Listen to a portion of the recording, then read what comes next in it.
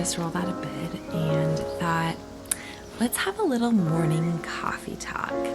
I am going to get ready for my day, and then let's pull up a seat and let's chat about some things.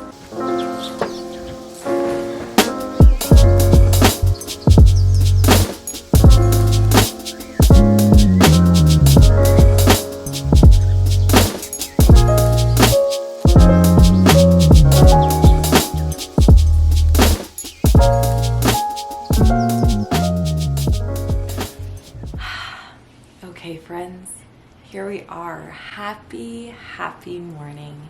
The leaves are like trickling in the wind and the birds are chirping this morning, and the morning is literally my favorite time of the day. Before we jump into this singleness chat, I literally just have to fill you in. But basically, I'm finding humor in the midst of how sad this is, but Elijah slept in our guest room last night because it was cooler. It's getting warm in Reading, which can get really hot, and he just has been feeling really out of it.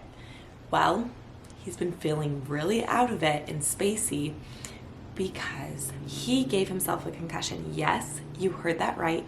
He himself gave himself a concussion. We went to a trampoline park the other day, which was so much fun, with some friends and my brother and sister-in-law, and Elijah really tweaked his neck, and so he decided, when I get home, I'm gonna Theragun my neck and make sure that this soreness goes away by morning.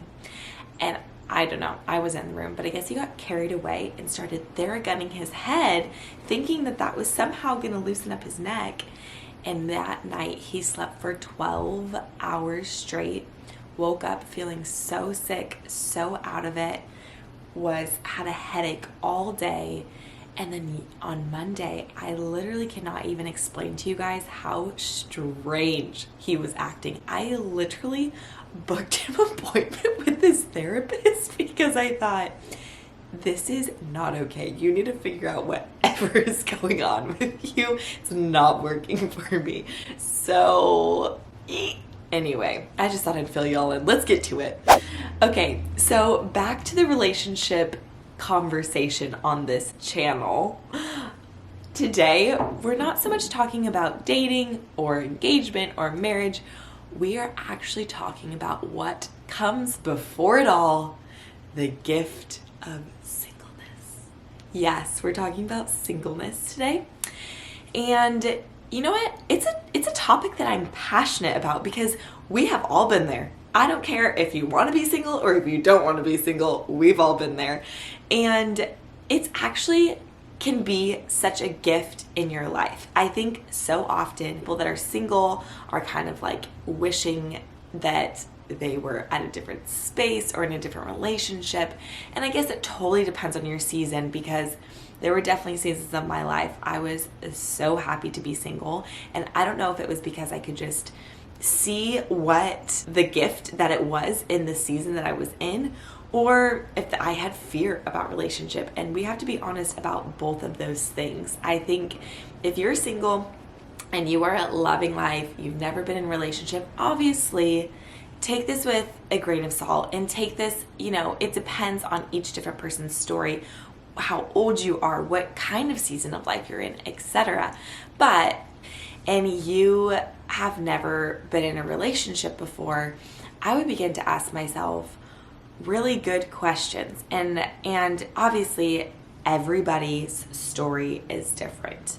Of course, everybody's story is different.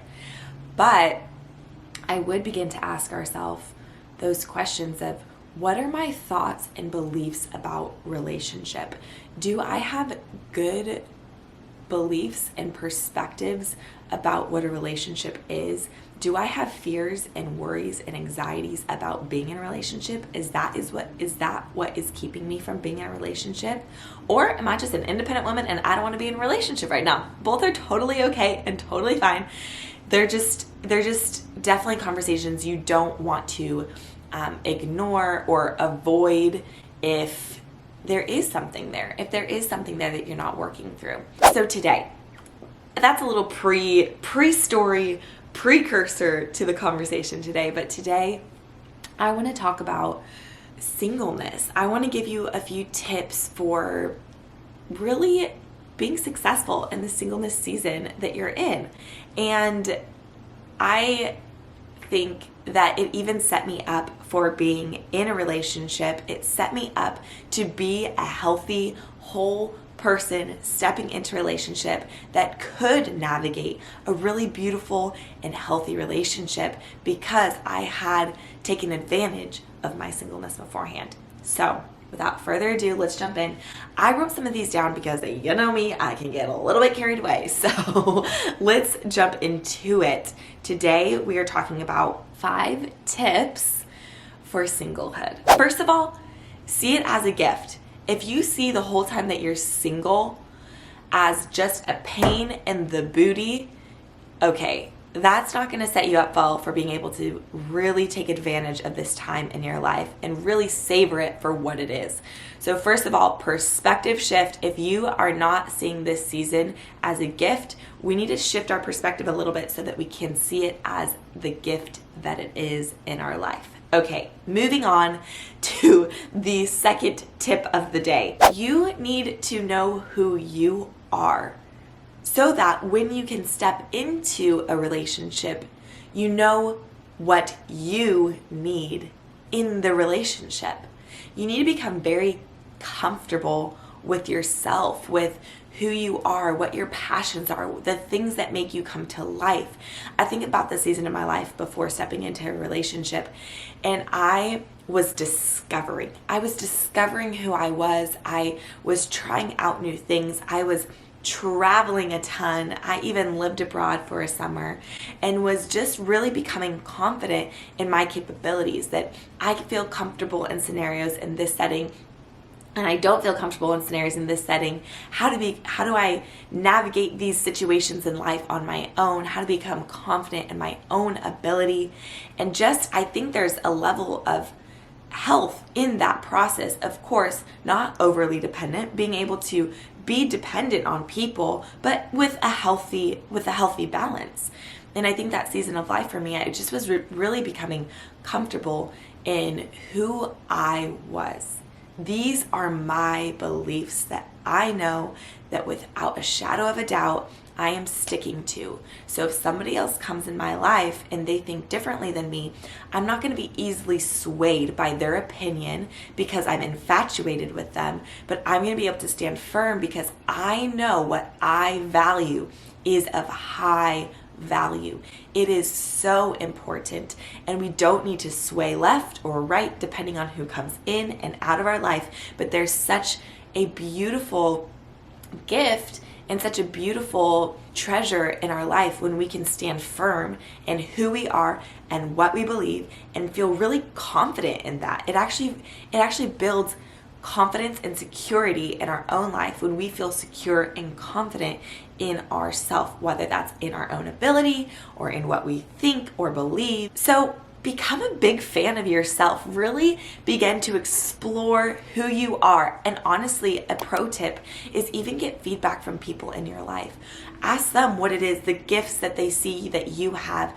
Ask them for feedback about who you are and where they see you going. If you're in a prophetic environment, ask them to ask the Lord to even show them what he thinks about you and give you that feedback. I think there's something really, really beautiful about that in our lives. Third tip of the day. I just did 2. Third tip of the day. Do not settle for less than the best in a relationship.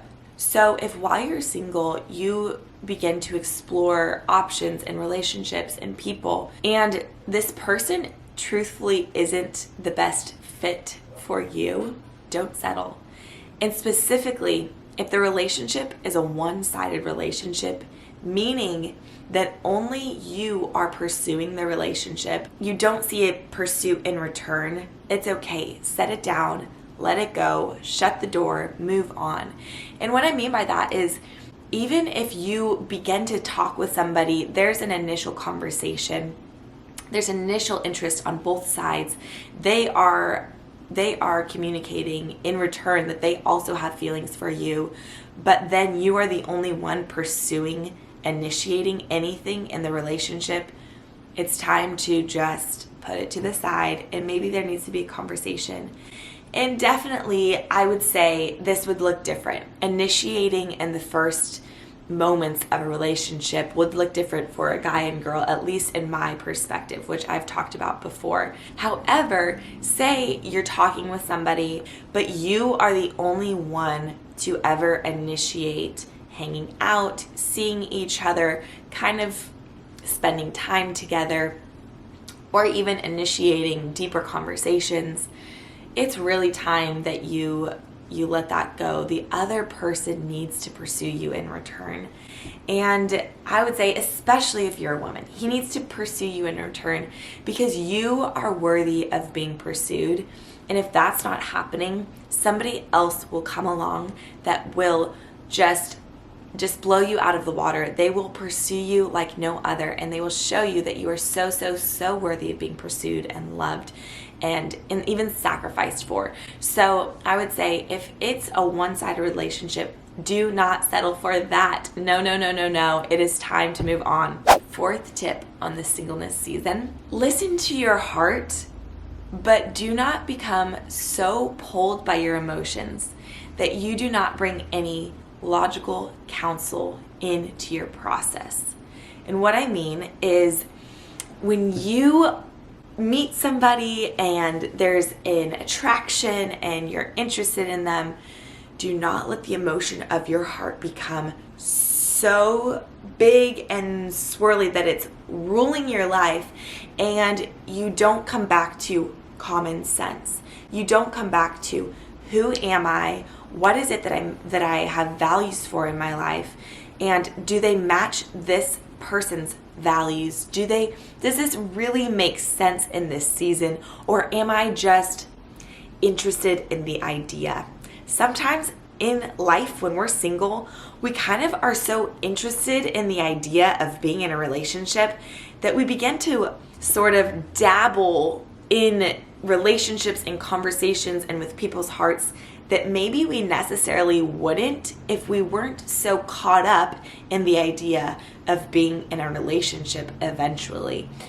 I would say there's something about the balance between the two, because obviously you do not want to shut off your heart, but you definitely want to bring in wise counsel and use your brain, your common sense, your logic, and ask the Holy Spirit what he thinks as well. Okay, last tip of the day, and truthfully, this is my favorite, number 5.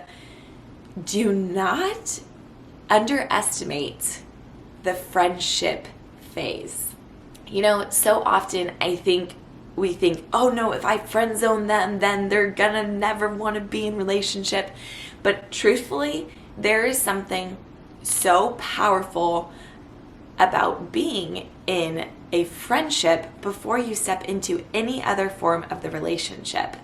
Your friendship, first of all, being really good friends with somebody before you date them, it doesn't go to waste. One of all, I don't know who told us the lie that like if you're friends, then you date. It could be awkward because like you were so close as friends. No, like if you have a friendship with this person beforehand, one, you really get to know them on a level that's really beautiful before your hearts and pressures and all the things get super involved in the relationship. But also, it builds a really beautiful foundation for the future of your relationship, whether it goes to dating or boyfriend and girlfriend or etc. There's a foundation that's built, and who doesn't want to be married to their best friend? If it gets to that point, I mean, that's incredible. I think about Elijah and I's relationship. We were friends for about 9 months before we started dating, and do not take that for granted at all. It was the best part of our dating relationship was the fact that we were friends beforehand.